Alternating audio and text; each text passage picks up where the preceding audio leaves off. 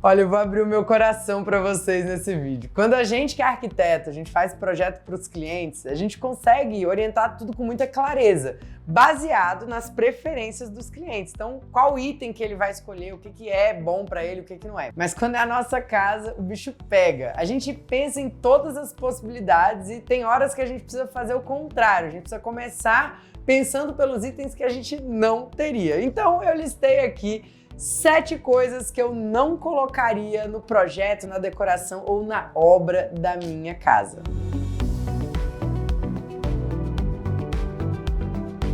Esse é um tema polêmico, porque alguns desses itens são bastante usados, inclusive eu mesma já usei nos projetos dos meus clientes, mas na minha casa tem alguns deles que eu não colocaria. E nesse vídeo, além de te contar a minha opinião sincera sobre cada item, eu também vou te mostrar como você, arquiteto, designer, construtor, deve orientar o seu cliente em relação a cada uma dessas escolhas. Fica comigo até o final e já pega papel e caneta para anotar cada uma dessas dicas pedradas que eu vou dar. E se esse é um tema que te interessa, já aproveita e deixa o seu like aqui no vídeo pra gente poder fazer mais conteúdos assim pra você e também pro YouTube mostrar para cada vez mais pessoas que também gostam de arquitetura e de construção. A gente está aqui para te ajudar no dia a dia dos projetos, das obras, e aqui é o lugar certo para você se capacitar cada vez mais. Então aproveita e também já se inscreve no canal, ativa todas as notificações para não perder nenhum vídeo, beleza? Bom, para começo de conversa, eu acredito em uma arquitetura ultra personalizada, que atende às necessidades e os desejos de cada família que decide transformar a sua casa, o seu sonho com a gente. E eu não costumo falar muito sobre o que eu gosto, sobre o que eu usaria, justamente porque, para mim, o papel do arquiteto, né, o arquiteto está aqui para servir. E no meu portfólio, cada casa tem a sua personalidade, que vai refletir a história daquela família e não a minha assinatura puramente.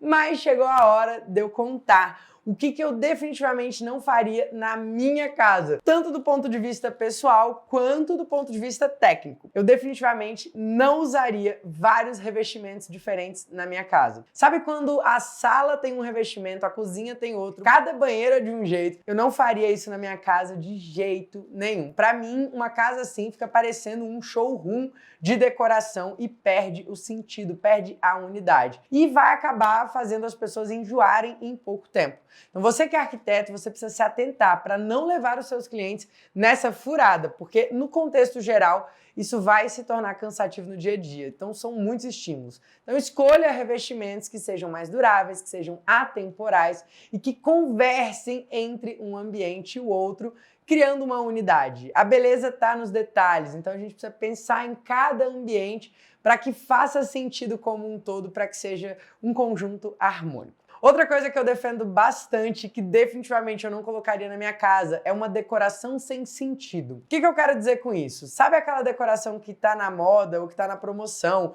mas que não faz sentido nenhum para a família? Eu não acho que tem sentido colocar num projeto. Esse é um tema que eu venho refletindo muito nos últimos anos e teve uma fase na minha vida que eu escolhi rever toda a decoração da minha casa. Trocar quadros, eu dei alguns quadros, mas tinham outros que eles eram tão ruins que não fazia nem sentido eu dar para alguém. Só para você ter ideia, uma vez eu estava nos Estados Unidos e aí eu entrei numa loja de imóveis e artigos de casa e eu fui comprar talher. E aí tava rolando uma promoção de quadro de um artista local.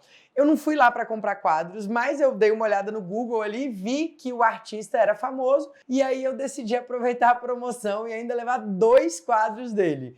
Era uma super oportunidade, né? Só que além de ter sido uma missão quase impossível trazer para o Brasil esses quadros sem amassar, né?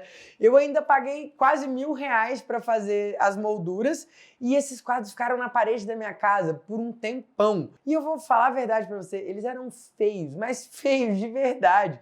E depois de me tocar disso, né? Eu troquei a decoração da minha casa para que cada item tivesse um sentido, tivesse uma intenção e que refletisse a história e os valores da minha família. E eu não cometeria de novo esse erro. E a partir de agora você também não vai cometer com os seus clientes. Inclusive me conta aqui, se hoje na sua casa, você que é profissional, tem algum objeto de decoração que não faça sentido para a sua vida, mas que tá lá, né? Você colocou e ficou, né? Você como profissional, principalmente para quem trabalha com projetos e obras de casas, de apartamentos, a gente tem a obrigação de guiar os nossos clientes para a gente construir um lar de verdade. Isso começa desde o projeto. Porque quando a gente coloca na decoração uma coisa só porque a gente achou naquela biblioteca de blocos do SketchUp, ou então porque a gente tem a família no Revit, né? Não faz sentido. A gente precisa buscar conexão com os clientes e guiar eles para que as escolhas deles tenham realmente sentido com o briefing, com o estilo de vida, com os gostos pessoais. Inclusive, eu fiz um vídeo sobre como fazer um briefing de projeto bem feito e eu vou deixar o link aqui no card e na descrição do vídeo. Bom, o terceiro item que eu não colocaria na minha casa é a bancada em porcelanato. Tem vários prós e contras em cada material, é claro, mas as bancadas de porcelanato não são uma opção para minha casa e eu vou te explicar por quê. Além de eu achar que as pedras naturais são muito mais charmosas, eu não gosto da maioria dos materiais que imitam outros materiais, mas não é só por isso. Eu já usei bancada de porcelanato em vários projetos, antes que digam aí que é porque eu não sei do que eu tô falando. Inclusive, eu usaria novamente, caso o meu cliente me peça. Inclusive, esse é o meu papel, servir aos meus clientes. Mas eu vou te falar algumas verdades que poucas pessoas te contam sobre esse tipo de bancada. A verdade é que elas não são autoportantes como as pedras. E o que isso quer dizer, Rafa? Quer dizer que elas são bem mais fininhas e que elas precisam de uma estrutura interna de sustentação. Enquanto as pedras naturais não precisam. E, em geral, essa estrutura é uma estrutura metálica e o acabamento mínimo que a gente consegue ficar, nesse caso, são 4 centímetros na borda da bancada. Além disso, a mão de obra para a fabricação disso tem que ser altamente especializada e, consequentemente, fica mais caro do que uma bancada de pedra natural ou quartzitos, por exemplo. Além disso, também é preciso ficar de olho na paginação e possíveis emendas, para que tenha uma continuidade da textura e não fique tão artificial. As bancadas de porcelanato também são mais frágeis, especialmente nas quinas, então o impacto no uso já pode levar um pedacinho ali da bancada e depois não é tão simples recuperar, na verdade não dá para recuperar. E além disso, você precisa conferir todo o material antes de começar a fabricação. Teve uma obra que a gente usou e a peça veio inteira empenada. A gente precisou esperar mais de 30 dias para chegar à próxima e isso gerou um atraso na obra. Então, por esses e outros motivos, eu prefiro os materiais naturais. Caso os nossos clientes queiram colocar um porcelanato, eu vou orientar, né, de todos os prós, os contras, e a gente vai chegar numa conclusão. A gente já colocou e pode ser que a gente coloque de novo. Mas na minha casa, eu prefiro não colocar. Me conta aí, você já usou bancada de porcelanato em algum projeto ou numa obra sua? Vamos trocar uma ideia sobre esse item. Outro item que eu não usaria na minha casa é o vaso sanitário com caixa acoplada. Eu sei que muita gente usa e esse pode ser até um tema bem polêmico. Mas eu, Rafa, não me chame de Rafaela que eu não gosto, eu prefiro o vaso sanitário com válvula de descarga, que é aquele que tem um comando na parede. Ele é muito mais bonito, muito mais elegante, fica mais clean no banheiro e ocupa menos espaço. E quando você for especificar esse modelo para o seu cliente ou até mesmo executar uma obra, você precisa ficar de olho na instalação hidráulica correta, porque um modelo exige uma pressão de água maior do que a outra e isso precisa ser compatibilizado com o projeto complementar. O quinto item que eu não usaria na obra da minha casa são esquadrias de PVC brancas. As esquadrias de PVC elas têm vários benefícios, especialmente em relação a isolamento térmico, acústico, mas eu não usaria na minha casa, especialmente porque eu já vi esquadrias de PVC amareladas com o tempo. Então eu prefiro, por enquanto, usar esquadrias de alumínio, pois elas são leves, elas são duráveis, ou então até esquadrias de madeira que são maravilhosas, são super charmosas. Inclusive já deu para perceber o tanto que eu gosto de materiais naturais, né? A madeira em especial, ela traz um aconchego para casa, né? Só que ela sofre mais com a ação do sol, com a chuva, com a umidade, então você precisa ter cuidado para orientar os seus clientes sobre isso antes de bater o martelo no projeto.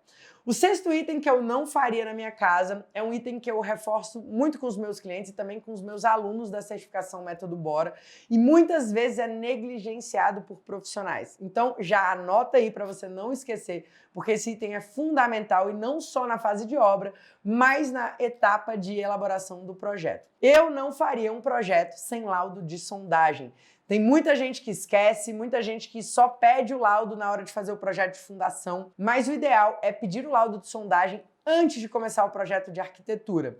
Essa é uma informação do terreno que pode te orientar a locar a casa, locar a piscina, enfim, você vai conseguir saber qual é o tipo de solo, quais são as possíveis fundações, e isso pode determinar inclusive a viabilidade ou não da obra acontecer. Eu já vi cliente chegar em fase de obra sem documento e na hora de construir viu que tinha uma pedra enorme aonde seria a piscina e teve que acabar gastando uma nota preta para dinamitar e conseguir construir a piscina. Por isso, eu jamais começaria o projeto da minha casa sem laudo de sondagem. Você, como profissional, precisa ser responsável e também pedir para os seus clientes também. Os clientes, eles são leigos, eles não sabem a importância do laudo de sondagem, muito menos todo o impacto que pode causar não ter o laudo de sondagem desde o início. Então a gente precisa orientar eles corretamente. E é um item tão barato que vai custar entre 2 a 5 mil reais a depender da região. E por fim, o 7º item que eu não faria na minha casa é economizar tempo para pensar no projeto. E eu tô sentindo na pele o que é fazer um projeto para minha família. O nosso projeto ele já estava pronto, a gente já estava começando a obra, mas tinha alguma coisa que não me deixava imaginar morando naquela casa. Teve um momento que minha filha mais velha, ela olhou o 3D da nossa casa, né, esse aí que você tá vendo, e ela olhou e falou assim, nossa mãe, nossa casa parece um escritório, né? E aí eu fiquei assim, né, isso foi muito profundo, muito mais do que ela poderia imaginar e me fez pensar bastante, né? Era uma casa linda, digna de capa de revista, com mais de 1.000 metros quadrados, mas eu não conseguia imaginar a nossa família morando ali. Então a gente decidiu, depois de muito pensar, mudar todo o projeto. E foi a melhor decisão que a gente tomou. Mudar um projeto no papel é infinitamente mais barato do que mudar na obra e é infinitamente mais inteligente do que morar mal por anos. E me conta aqui a sua opinião. O que você teria feito no meu lugar? A gente não precisa ter medo de fazer os ajustes necessários, seja nos nossos projetos ou também nos projetos dos nossos clientes, até que eles estejam 100% felizes e confortáveis em morar naquele lugar. E você, como profissional, você precisa dar essa segurança de que você vai fazer o melhor para atender as necessidades do seu cliente. Por isso que o briefing é tão importante, por isso que a etapa de estudo preliminar é fundamental. Quando o cliente abraça o sonho dele durante o projeto, quando ele se vê morando ali, recebendo os amigos, interagindo com a família naquele espaço, ele vira de fato um defensor do projeto. E o principal, ele vai ficar satisfeito e ele vai lembrar de você com carinho, com o mesmo carinho e atenção que você deu ao que ele pediu. Bom, esses foram alguns dos itens que eu não faria na minha casa e o que eu teria bastante cuidado para orientar os meus clientes também. Então, se você gostou desse vídeo, já deixa o seu like embaixo e aqui me conta qual desses itens você concorda, qual também você discorda, eu quero muito saber. Se você não está inscrito ainda no nosso canal, aproveita, já dá aquela força pra gente, se inscreve agora mesmo. A gente está produzindo muito conteúdo prático, com muita dica pedrada por aqui. E para você não perder nada, é só você ativar as notificações. Se você quiser ver algum tema específico aqui no canal, pode deixar a sua sugestão aqui embaixo. Eu pessoalmente quero ler todos os comentários. A gente se vê no próximo vídeo. Simbora!